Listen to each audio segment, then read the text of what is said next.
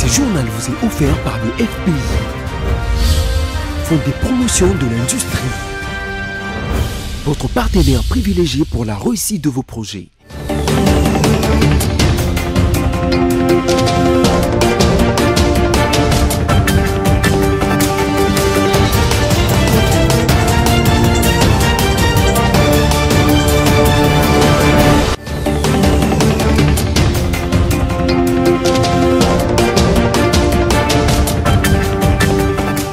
Bien vous informer restera notre devoir. Encore une fois, bonsoir chez vous. Brazzaville, capitale de la République du Congo, abrite de ce mardi 10 septembre le forum économique Investir en Afrique.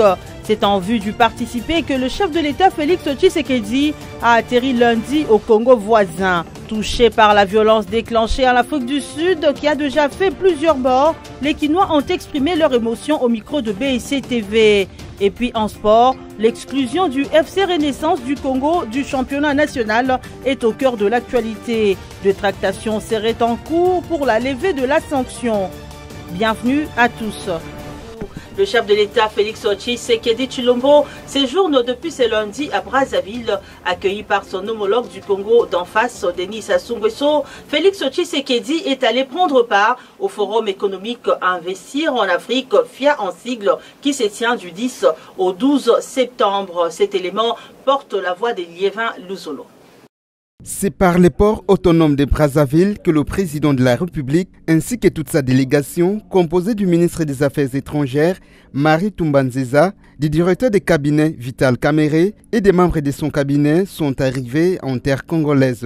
Brazzaville, ville séparée d'à peine 5 km de navigation de Kinshasa, abrite toujours une importante diaspora qui a par ailleurs réservé un accueil délirant à son président. En effet, c'est dans le Centre international des conférences de Kintelé que se tiennent ces assises du 10 au 12 septembre 2019. Plusieurs chefs d'État et de délégations prennent part à cet événement qui intervient tout juste après la clôture du désormais célèbre Makutano dont les lampions se sont éteints le samedi dernier à Kinshasa. La Banque mondiale, la Banque chinoise de développement, le ministère des Finances de la République populaire de Chine sont les co-organisateurs de ce grand forum économique.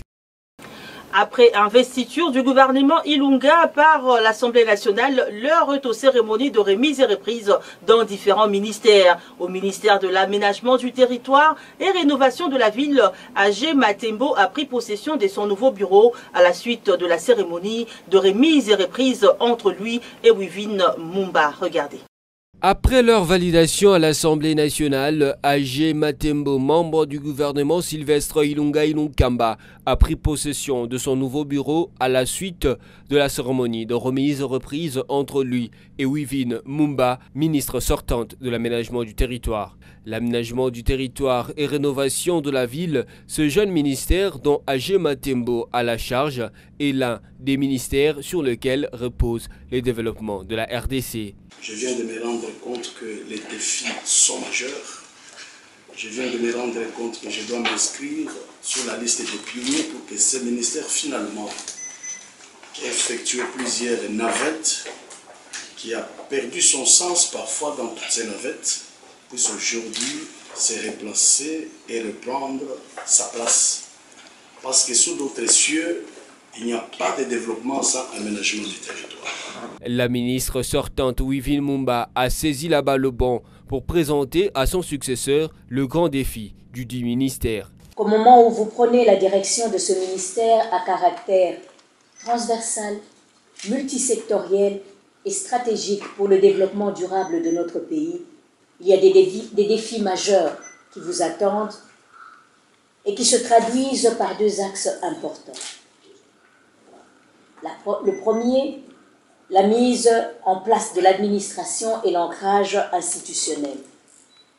Et le second, le programme d'appui à la réforme de l'aménagement du territoire, pilier important pour le programme national stratégique de développement PNSD.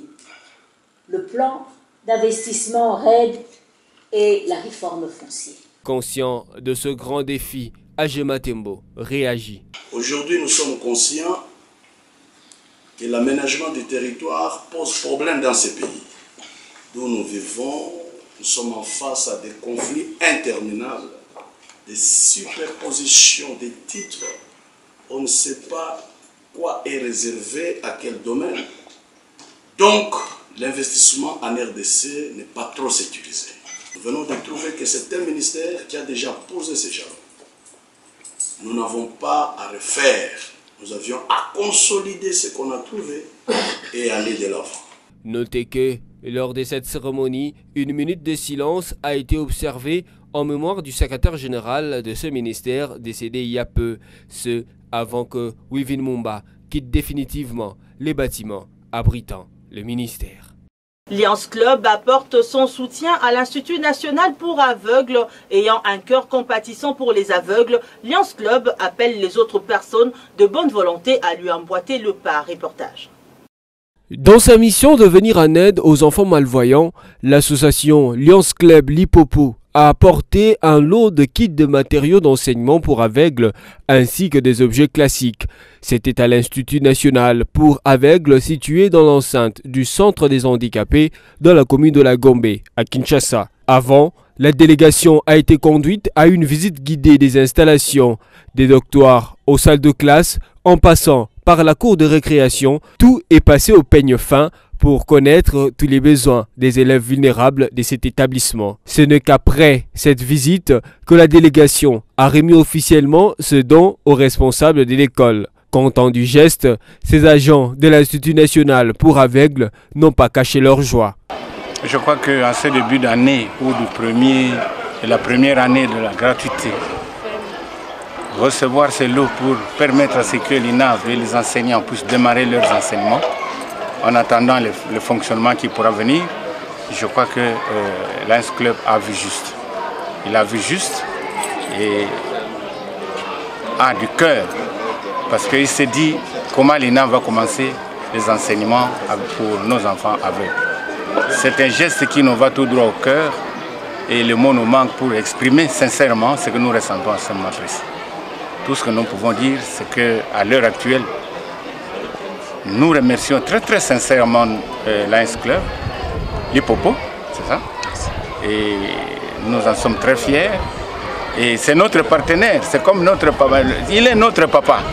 Donc il ne peut pas laisser ses enfants se mettre à crier au moment où c'est vraiment la gratuité. Et il sait bien que le contexte actuel ne permettent pas à ce que les écoles démarrent correctement. Mais quand ils viennent en aide à l'INAV, à l'Institut pour aveugles, je crois que ça c'est un acte de bravoure, c'est un geste de cœur, c'est un geste d'amour, c'est un geste d'affection. Voilà. Nous, en tant que responsables de direction scolaire, nous devons quand même ajouter quelque chose. Parce que nous sommes vraiment les premiers bénéficiaires de tous ces repas. Et Lions Club est avec nous depuis longtemps. Il ne nous a jamais abandonnés. Ce qu'il vient de faire aujourd'hui, j'ai dit merci, mais il en a déjà fait beaucoup. Il va même plus loin. C'est Lions Club qui paie les frais de participation de l'État pour nos candidats. Et pour cette année, il a payé pour 9 candidats et nous avons 6 de parmi les non-voyants. Et je pense qu'il est avec nous, il ne va jamais nous abandonner. Puis c'est comme a dit le DG, en tout cas, eux, ils voient avec le cœur. Comme ils ont dit avec le cœur, nous ne pouvons que les remercier et de ne pas nous abandonner pour ça. Ainsi, la délégation de Lions Club Lipopo s'étant renseignée sur le besoin de l'Institut promet de faire plus à la prochaine. Et très prochainement, nous allons essayer de reformuler leurs demandes, surtout pour les non-voyants qui participent aux examens d'État, qui ont un problème réel de la traduction. Parce qu'ils concourent aux mêmes épreuves que le voyant. L'unique particularité est que pour eux, on doit sur les champs procéder à la transcription de notre écriture arabe normale vers l'écriture braille. Alors ça les handicape. S'ils peuvent déjà avoir des traducteurs et que le ministère de l'Enseignement puisse déjà, lors de la composition des items, des examens d'État, les convertir, les traduire directement en braille, ça pourra les aider. Voilà les challenges, les prochains défis, et ça nécessite franchement le concours même des plus hautes autorités de notre pays. Notez que Lions Club Lipopo est une organisation qui s'est donnée comme mission l'organisation des activités et la levée de fonds pour des actions sociales. Parlons éducation. Dans ces journaux, certaines écoles conventionnées catholiques manifestent une résistance vis-à-vis de la mesure de la gratuité de l'enseignement telle que souhaitée par le chef de l'État. Voilà une mauvaise pratique qui combat la gratuité scolaire. Placide Kieselo précise. Quelques écoles conventionnées catholiques ne respectent pas la mesure de la gratuité de l'enseignement des bases, d'après Cécile Chiombo, secrétaire générale du syndicat des enseignants du Congo, SIECO. Elle a fait cette déclaration le dimanche 8 septembre 2019 au cours d'une réunion regroupant les membres de leur structure. N'allant pas par les dos de la cuillère, cette syndicaliste a affirmé, nous citons, « Des enseignants des écoles conventionnées catholiques sont en train d'être intoxiqués par leurs responsables pour qu'ils ne touchent pas à la craie. » Par ses propos, elle a fait allusion à un prêtre catholique responsable d'une grande école dans la commune de la Gombe, sans les citer nommément. Dans la même logique des dénonciations, Cécile Chiombo a indiqué que certains responsables des écoles cis évoquées refusent de restituer les acomptes perçus en guise de frais scolaires. Par ailleurs, la secrétaire générale des SIECO a demandé au président Félix Tshisekedi de convoquer rapidement la commission paritaire en vue d'avoir une idée fixe sur l'enveloppe allouée au corps enseignant. Le sénateur François Mwamba a été évacué d'urgence en Europe pour suivre des soins de santé depuis le lundi dans la soirée. Selon les sources concordantes, François Mwamba a été victime d'un accident cardiovasculaire, n'est-ce pas Liévin Luzolo? L'information a été donnée à nos confrères de Casse-Info par une source aéroportière qui a été également confirmée par un proche du président congolais. L'élu d'Mbujimai aurait été foudroyé par un accident vasculaire cérébral, ce que minimise son entourage, évoquant un simple malaise et non un AVC. Ancien de l'UDPS, devenu membre influent du MLC de Jean-Pierre Bemba, François Mwamba, 68 ans, avait rejoint Joseph Kabila, qui avait fait de lui coordonnateur du mécanisme national de suivi de l'accord de paix dans les Grands Lacs signé en 2013 avec les pays voisins de la RDC. Il quitte son poste en 2016 avant de revenir à son premier amour, l'UDPS. Il se rapproche de Félix Tshisekedi et devient incontournable dans le sillage de celui qui deviendra 2 ans plus tard chef de l'État. Réputé fin négociateur, il a été un des principaux délégués de la coalition CASH aux discussions sur l'accord des gouvernements avec le FCC de Joseph Kabila. Pressenti dans les gouvernements Ilunkamba, il n'y figurera finalement pas. Ces 2 dernières semaines, François Mwamba a été accusé d'être derrière les manœuvres de déstabilisation de Vital Kamerhe, directeur des cabinets et allié de Félix Tshisekedi. Dans un autre registre, Samy Bossongo nous fait revenir sur les violences xénophobes lancées en Afrique du Sud il y a quelques jours. Les Quinois touchés par ces violences, dont les preuves circulent non-stop sur les réseaux sociaux, n'ont pas hésité de se livrer à nos micros. Ils regrettent les sangs des Africains versés et soulignent les raisons de l'immigration des Congolais en Afrique du Sud. Regardez. Les Congolais manifestent les penchants d'aller s'établir et gagner leur vie à l'étranger parce qu'il n'y a pas de travail au Congo, parce que les autorités ne font pas bien marcher les choses dans les pays et que même refusent de faire au Congo ce qu'ils acceptent de faire à l'étranger. Ces conclusions sont déduites de propos des Quinois interrogés par votre rédaction sur les réactions des violences xénophobes en Afrique du Sud. Le premier interrogé déplore le passage à tabac et le mauvais traitement réservé aux Congolais dans plusieurs pays africains alors que les ressortissants de ce pays sont en paix en RDC. Brazzaville basala biso bongo. Ba viola basi na biso Angola. Makamuto basala biso ka awo biso kaka po ayi munda kubunda biso azate. Bazo beta biso, bazo saka na biso, mais bango awo bavandi à l'aise, ba étranger to bavandi à l'aise. Biso awo bazo ba voisin bazo torturer biso ndenga ko saka na te po ba yekunda kota biso azate. Biso pe sikoyo Pour lui, à défaut de menacer les étrangers, on doit les ramener chez eux, ceux d'entre eux qui ne sont pas en ordre avec les papiers de ce jour en RDC.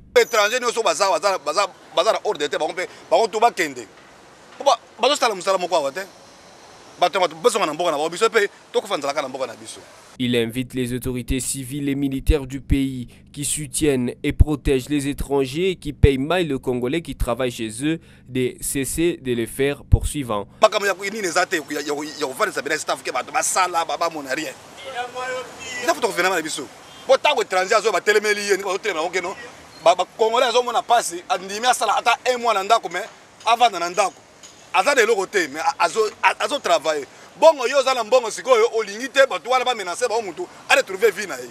Aux autorités de bien faire marcher les choses dans les pays pour que le Congolais n'aille pas souffrir à l'étranger. Un deuxième Kinois a déploré au micro de votre télévision la suppression des vies des Africains en Afrique du Sud alors que les Sud-Africains vivent et circulent en paix partout à travers la République démocratique du Congo. Les Sud-Africains sont presque partout et on les met à l'aise, c'est-à-dire ils sont sans inquiétude, on les traite comme les Africains, comme les natifs du pays. Mais ce qu'ils sont en train de faire là chez eux, nous sommes vraiment mécontents et surtout arriver à supprimer les vies des Africains. Donc nous ne sommes pas d'accord. Tous ensemble, nous disons non et non à la xénophobie. Mesdames, Messieurs, nous allons clôturer en sport. Après l'exécution du FC Renaissance du Congo du championnat national, la Ligue nationale des footballs, l'INAFOOT en sigle, confie une mission importante à son président Pascal Mukuna, celle de sensibiliser les supporters. Va-t-on vers le dénouement de la crise? Placide Kieselo tente de répondre.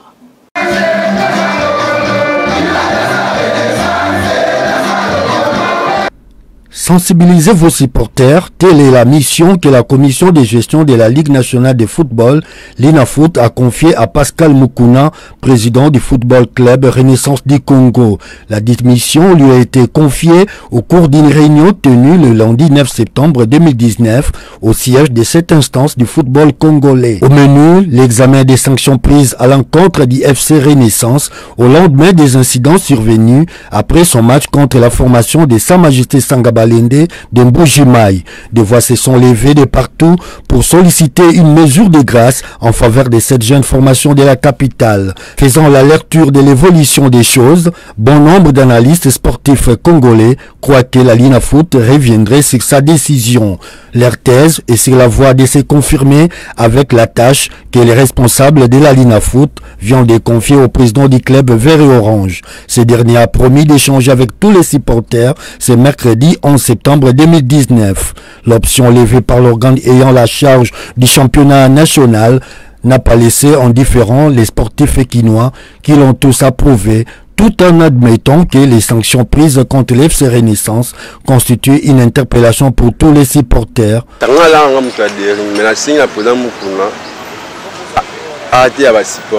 que ils ont des dépenses inutiles, on sait que c'est des dépenses pour les supporters, vraiment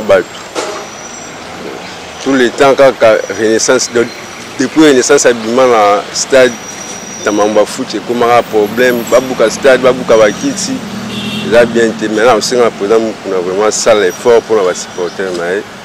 Donc sur la côté match vraiment calmé tous les matchs au Renaissance ça ticket là tout cas sous bilo quoi là parce que tabilo quoi ils là kala ba imana ba dering mais depuis à comment depuis Renaissance c'est bima et comment toujours problème si problème t'as pas na vraiment par exemple pour c'est là t'en as bien ça va mbongo na dépense ça va mbongo na abando bien ça va mbongo na ezanga tina vraiment la tamaka mo ezanga tina na osenga na vraiment à la mulende et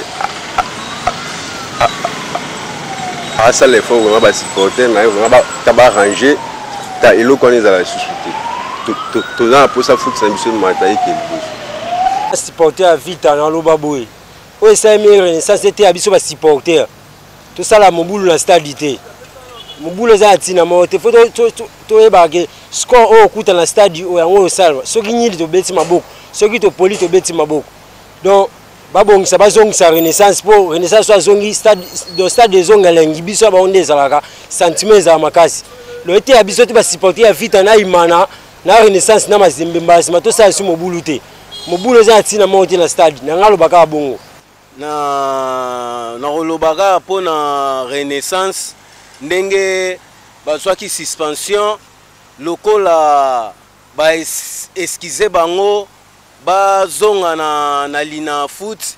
En tout cas bazala pe toujours na makanisi vraiment ya loisir ndenge ekendaka po loisir o bango bazosala vraiment bandeko na biso ya renaissance soki match ebetami ekomi désordre na nzela kopasola bavitre mituka batu koyiba batu téléphone na basaki.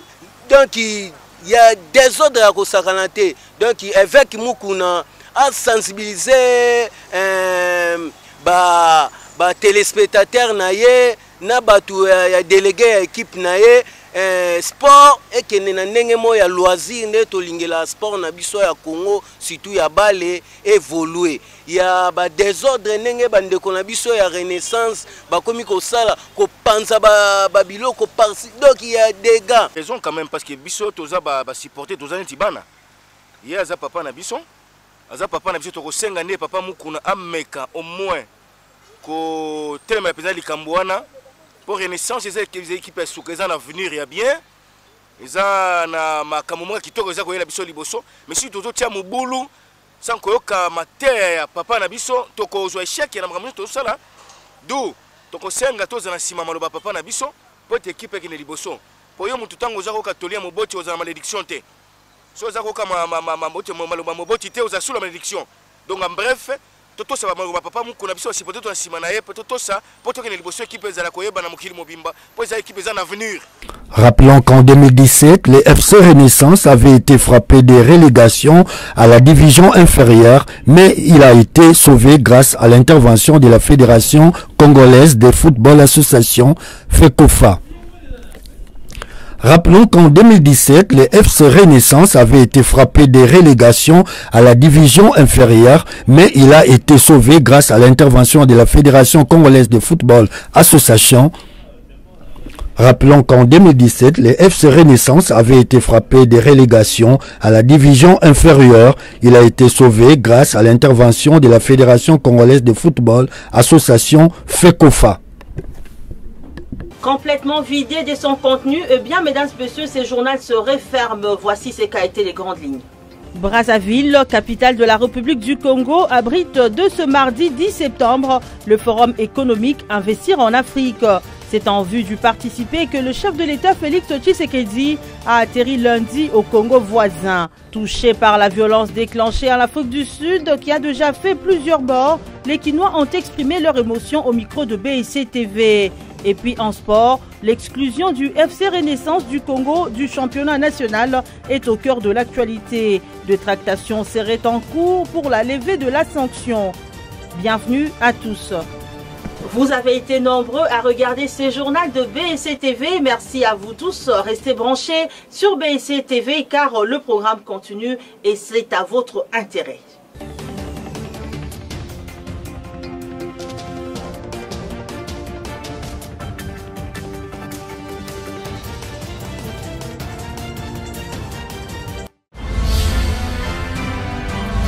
Ce journal vous a été offert par le FPI. Fonds des promotions de l'industrie. Votre partenaire privilégié pour la réussite de vos projets.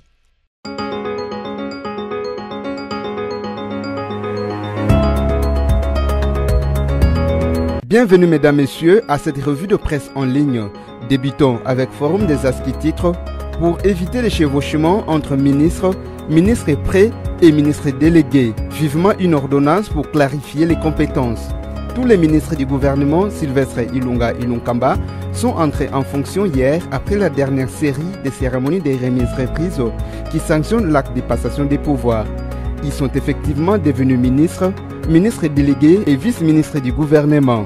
Désormais, ils sont au service de la République pour qui ils exercent leurs fonctions et non de leur parti ni regroupement politique qui les ont mandatés. Ils sont au-dessus de ces structures politiques des faits privés qui ne représentent pas l'État. Ministres, ministres délégués et vice-ministres sont en théorie devenus hommes d'État depuis hier, mais ils doivent le prouver. Comment?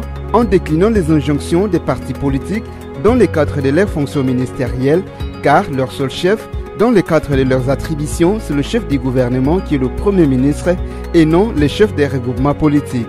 Les membres du gouvernement qui ne feront pas ce distinguo, leur place n'est pas au gouvernement où leur voix va créer des dissonances, ce qui affaiblirait significativement l'efficacité de l'exécutif par la création des faits des gouvernements parallèles installés dans des partis politiques, car par le passé, on a vu des ministres qui continuaient à crier par tous les toits que leur chef, c'est leur chef des regroupements dit autorité morale et remettant en cause l'autorité du Premier ministre. Une attitude non républicaine à condamner. Poursuivons cette revue avec Actualité.cd qui écrit RDC, plaidoyer auprès des autorités pour la scolarisation gratuite des enfants des policiers et des militaires jusqu'à l'âge de 18 ans. L'association Telema Mwana ya Mapinga, Lève-toi l'enfant des soldats en Lingala, TTM en sigle, a clôturé lundi 9 septembre 2019 la campagne Mwana Mapinga Kilasi Ofele. Cette campagne visait à obtenir la scolarisation gratuite des enfants des militaires et des policiers de la RDC jusqu'à l'âge de 18 ans. La cérémonie marquant la fin de cette campagne a eu lieu au camp Lufungula dans la commune de Lingwala. Selon la coordinatrice de l'association TMM, Christelle Kiakuba, des mémorandums ont été déposés à la présidence de la République ainsi qu'à la primature en vue d'appeler les autorités à assurer la gratuité aux enfants des policiers et militaires. La campagne s'est clôturée dans 6 camps policiers et militaires de Kinshasa. Bouclons cette revue de presse avec le site okapi.net qui titre Sud Kivu, la protection des civils et la situation humanitaire au centre d'une réunion à Minembwe. Le bureau de coordination des affaires humanitaires OCHA a organisé lundi 9 septembre à Minembwe au Sud Kivu une réunion d'urgence sur la détérioration de la protection des civils qui secoue la région des Hauts-Plateaux, des territoires de Fizi et des Mwenga complique.